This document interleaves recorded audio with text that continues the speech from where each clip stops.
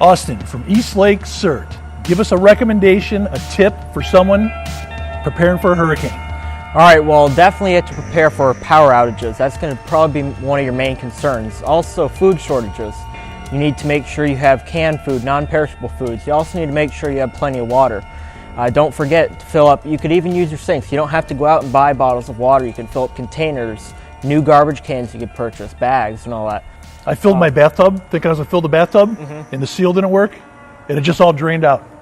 Well, I actually heard that contingency plan. if you go to Walmart, you pick up a small trash bin, line it, fill it up with water, you'd be perfectly fine for the storm.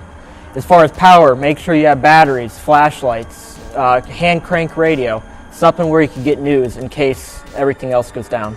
Thanks, brother. Appreciate it. Thank you. Dave from East Lake C.E.R.T. Give us some tips and recommendation of what you would give to people preparing for a hurricane. Be safe and smart and stay away from any downlines, and just keep an eye on everybody else and help prepare to get everybody out at safe zones.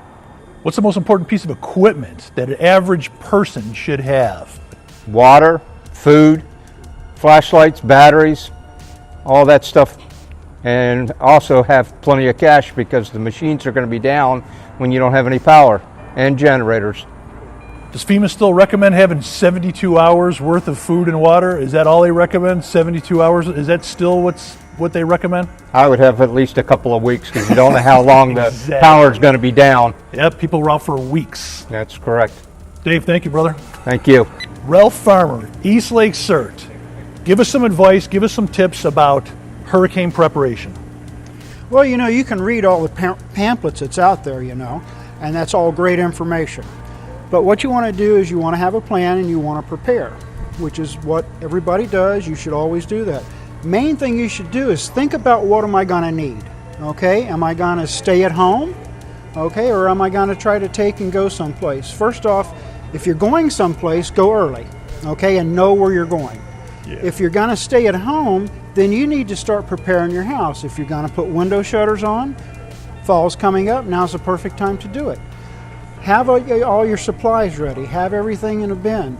Think about what's going to happen. What's the most important supplies? Most important supply you're going to have, of course, is water.